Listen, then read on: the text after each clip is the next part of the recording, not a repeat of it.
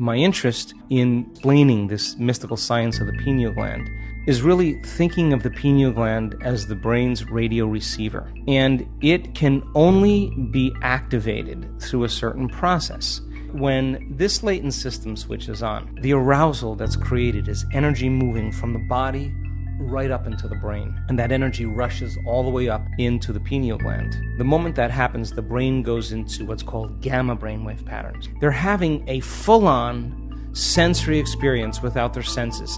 And whatever's going on between their ears, the vision that they're having, they're not visualizing. It's happening to them. And the person now is literally in a whole nother world. They're in another dimension. That's why the pineal gland is called the third eye, because it's a profound vision. Once the autonomic nervous system switches on and it goes into gamma brainwave patterns, that radio receiver has tiny little calcite crystals, stacked rhombohedrons that are on top of each other. And those crystals begin to shimmer. They begin to oscillate. And now the radio receiver is activated. And when the brain latches on to a frequency, the pineal gland acts as a transducer. And the pineal gland begins to release upgraded versions of melatonin.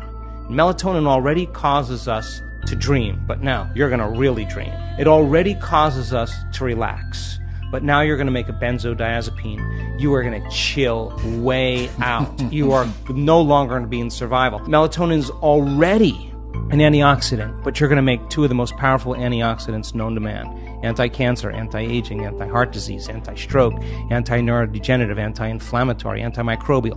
And then you make that one amazing chemical called dimethyltryptamine. And that begins to switch on. And what happens is you no longer move through space to experience time.